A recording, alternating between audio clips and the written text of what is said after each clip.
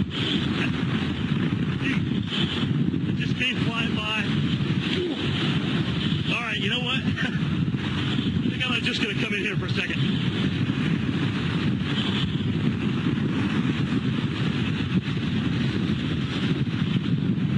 Just give me a second. Jim, you all right? I'm all right. I'm fine. I'm fine. You just can't stand up.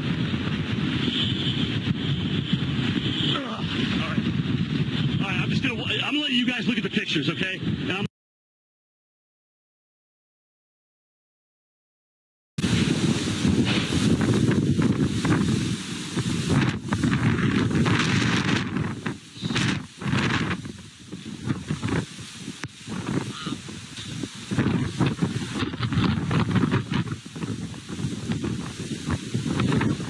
My place is gone.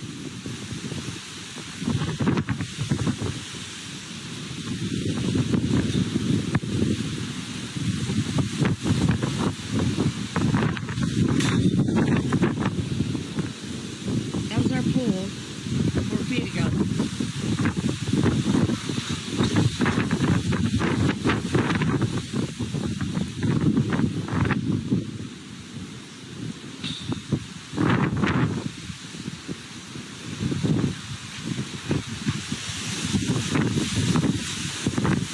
My place is right down there. Gone.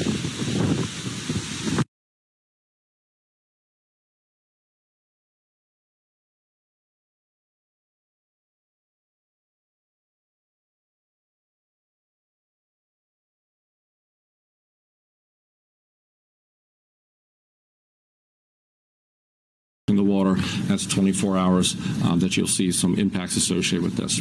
Governor DeSantis saying the state has resources in place to start moving in as soon as it's safe, including 30,000 linemen on hand to restore power, 7,000 National Guard troops from Florida and neighboring states standing ready to help clean up, and 1,600 high-water vehicles for rescues. This is not just a 48-hour ordeal. This is going to be something that is going to be there for days and weeks and months, and unfortunately, in some circumstances, even years.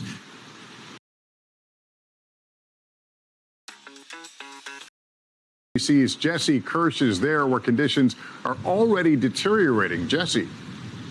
Lester, the worst of Ian's impact is still hours away from the Orlando area, but you can see we're already being pummeled by the storm's northern bands across the state. Beyond Ian's direct path, we've already seen nearly a dozen potential tornadoes touch down, plus some small airplanes have been tossed around here in the Orlando area. Officials are concerned about the potential for 90-mile-per-hour winds and possibly more than 2 feet of rain, some of which you can see is already pummeling us right now throughout the evening. Officials are asking people in mobile homes to move to hardened shelters, and as of this afternoon, people have been told to stay off the roads in this part of the state. So people at this point should be where they are going to stay to ride out Ian as it makes its way toward this part of Florida. And again, the worst of Ian is expected potentially in the overnight hours here, which, as you know, could prove to be even more dangerous. Lester?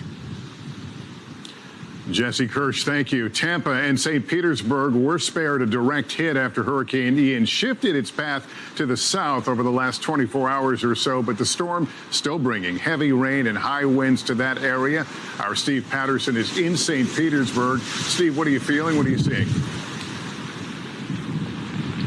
Yeah, Lester, we are several miles north of the eye of the storm, and already the rain and the wind is stunning. We've already heard reports of several power lines down, flash flooding, thousands of customers without power, and this isn't even the worst of it. The brunt of this in this area not expected until the late hours of tonight, maybe 8 or 9 o'clock tonight. And we expect about a 4 to 6 foot surge, which could be devastating for this area with so many low-lying areas around here. And then after that, a deluge of rain, 24 inches expected. So the messaging is from officials here: if you haven't evacuated, now is not the time to do so. It's time to hunker down. And if you thought this area dodged a bullet, now it's not the time to come back.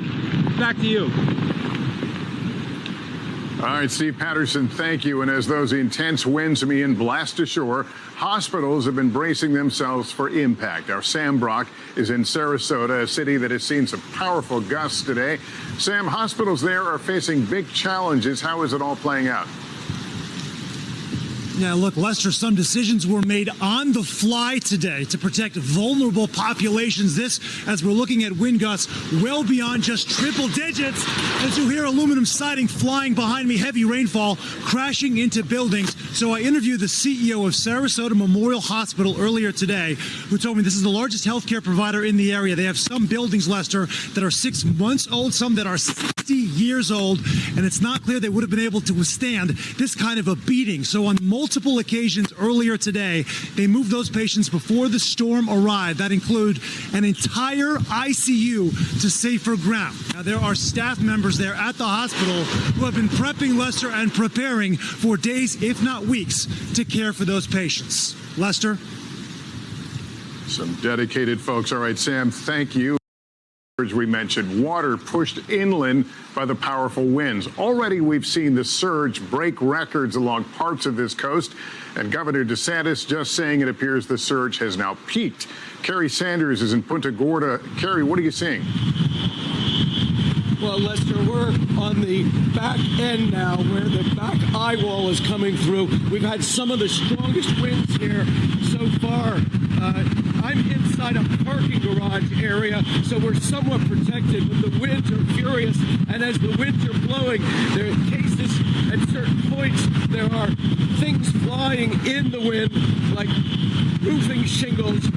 It's going to be a very long time to get in a battle, to get an assessment of what's happened here, because it's starting to get dark, and when this storm finally passes through and the rain quits around midnight, then we'll wait for the sunlight to really see how bad it is. This is what storm surge looks like. The bathtub warm waters of the Gulf of Mexico inundating the streets of Naples, pushing some cars out of their spaces, causing waves of water to rise over the roofs. So there's the wind speed as I'm standing next to a building, which is somewhat protecting me. Okay. So I'll take a knee. Whoops. See if I can take a knee here. There we go. Meanwhile, here in Punta Gorda, where the winds reached more than 100 miles per hour, the streets are flooded and littered with tree limbs and debris. This parking garage has become a refuge for residents. James Brown with his dog Oliver. We have 2 feet of water. And if it's a 16 or 17 foot, then we'd be very happy to be here. This is a remarkable display of the force of Mother Nature. This is the Charlotte Harbor Marina here. The wind has actually sucked all the water out. I mean, that's just the bottom of the seabed. And over there, that's heading south towards the hurricane. The counterclockwise motion pulling the water from the Peace River and Charlotte Harbor away. experts say the warming waters of the Gulf may be attributed to climate change. 40 years ago, the average temperature of the Gulf of Mexico was approximately 3 degrees cooler. That small increase makes a huge difference. That warm water fuels the monster storm in just 24 hours, increasing wind speed by 35 miles per hour, a phenomenon known as rapid intensification. Ian jumped from a Category 3 to a strong 4. Scientists say that will become more common as the Earth's oceans continue to warm. With the second longest coastline in any state, the Florida Peninsula is vulnerable to storm surges like we've seen today, especially on the Gulf Coast, where Ian is slamming the coastline. The shallow seabed here, less than 100 feet deep, makes it easy for a storm with strong winds to push an enormous amount of water into the coast. Rushing water destroys almost everything in its path. If you think about a wall of water 10 foot high, being pushed by 155-mile-an-hour winds, that's like repeated impacts by a large vehicle, say an SUV hitting a structure every 5 seconds. Boom, boom, boom. The backside of the hurricane is now slamming into Punta Gorda. The damage and risk of storm surge, immense. Kerry Sanders, NBC News, Punta Gorda. Are homeless like this family now traveling on foot looking for somewhere to stay. As people try to find shelter, crews are trying to restore electricity after a national blackout late last night. The electric grid, overwhelmed by damage from the storm, left the entire country in the dark. The electric